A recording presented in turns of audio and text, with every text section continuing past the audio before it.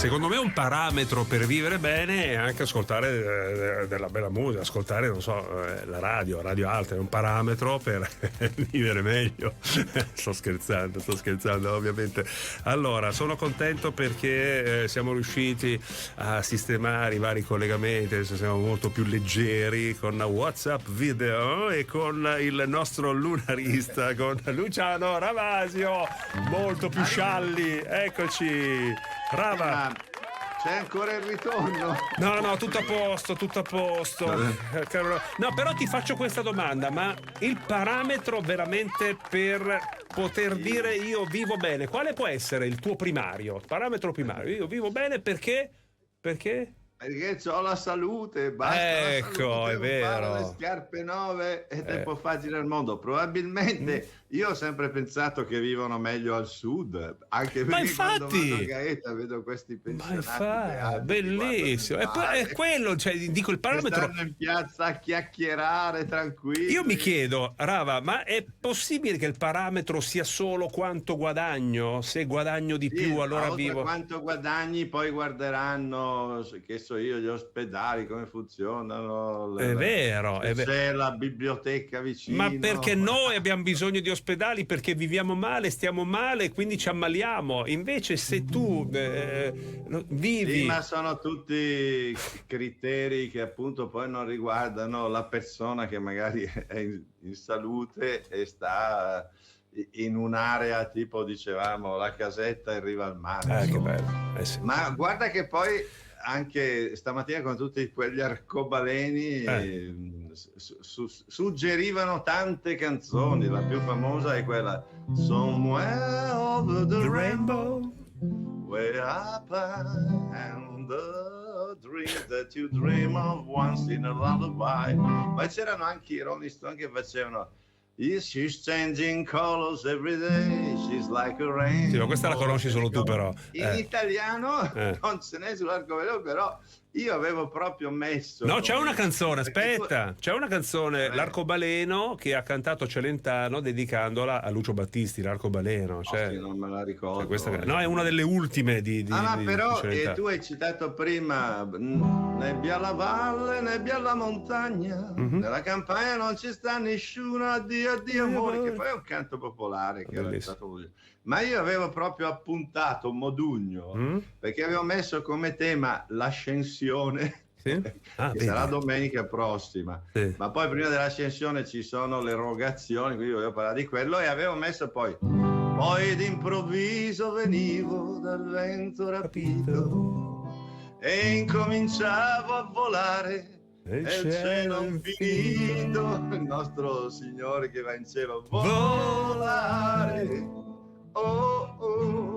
cantare, nel blu, dipinto di blu, è più arcobaleno di così, felice di stare lassù.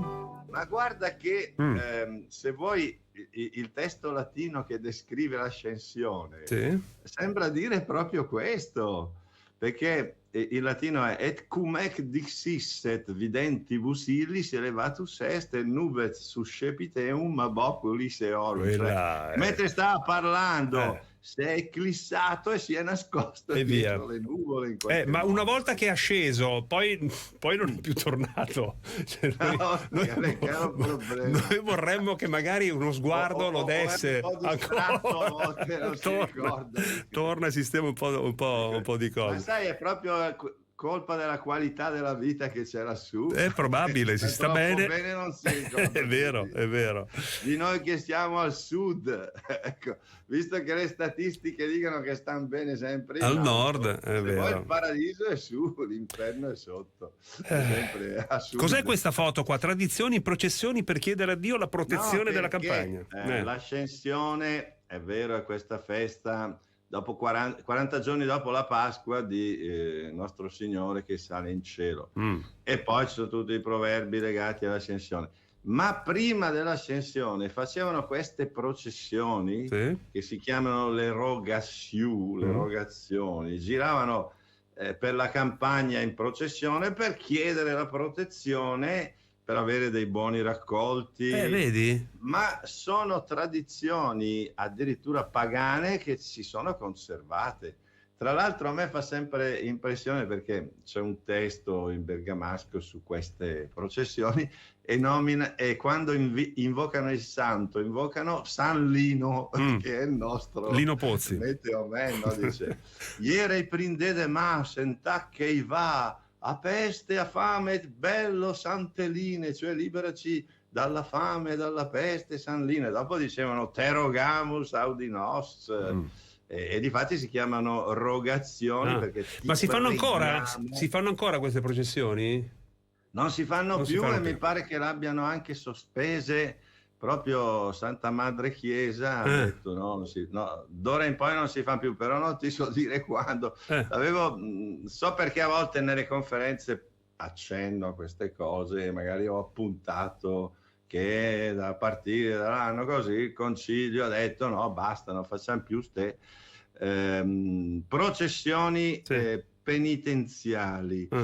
E comunque diceva lì Cattabbiani che addirittura i romani avevano lo stesso rito per invocare il dio Robigo che proteggeva il grano in sostanza. Io sto guardando queste immagini, queste foto, mi piace guardare tu rimani sempre impressionato. Ma guardate l'eleganza anche dei ragazzi. Guardate, sono in giacca, questo ha anche la cravatta, le donne con il cappellino, tutti molto eleganti. Cioè adesso non c'è più differenza fra un giorno feriale e un giorno domenicale, no? Anzi, la domenica ci vestiamo peggio rispetto alla settimana. Invece la domenica era un giorno importante, era il giorno del bagno, era il giorno il vestito bello si chiamava il vestito della festa della domenica. Ancora io ho l'abitudine di dire metto il vestito della festa. Sì. Però quello che anche mi andava bene delle erogazioni, che tu chiedevi anche, e andrebbero bene anche adesso, liberaci dalla guerra.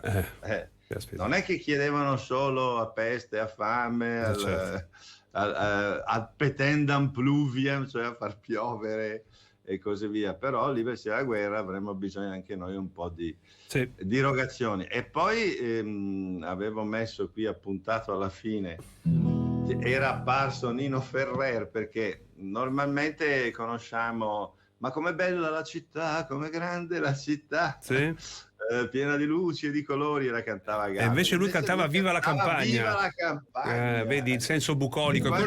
Guarda che tutto, Rava, tutto si unisce. Cioè, prima faceva il sondaggio, viviamo la natura, no? L'universo, guardiamo attorno. Nino Ferrer bucolicamente diceva Viva la campagna. Cantava, felicità, non sei in città. Viva la campagna, viva la campagna. La civiltà è bella, ma viva la campagna che ti dai neanche a farlo apposta. Un arcobaleno sereno, l'odore del fieno, un canto corale di 1000 cicale, bianco puledro, l'odore di cedro, le stelle più belle nel cielo. Ma io sto in città, cemento, palazzoni, cartelloni, la macchina su e giù, lottando per più con l'orologio che va e che va.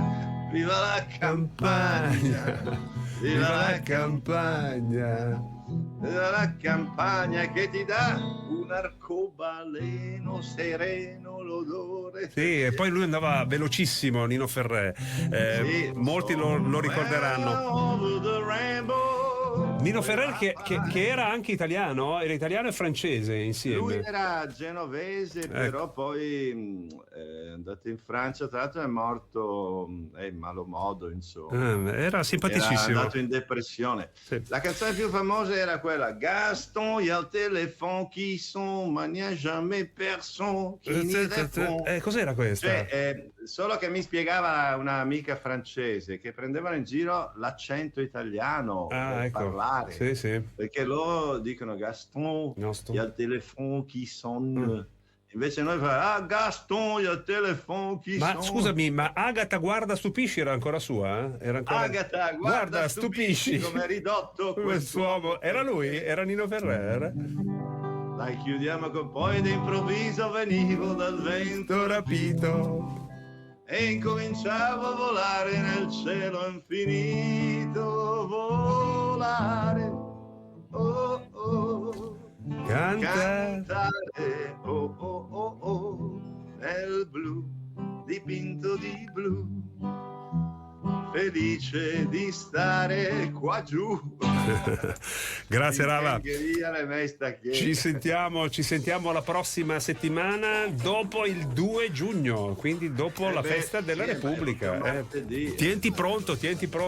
Ciao Rava, grazie al nostro lunarista, al nostro Luciano Ravasio. State qui con noi perché fra poco parliamo della Papa Joe Run, parliamo di questa corsa, di questo momento che ci sarà il 7 giugno qui a Bergamo. State con noi. Da 700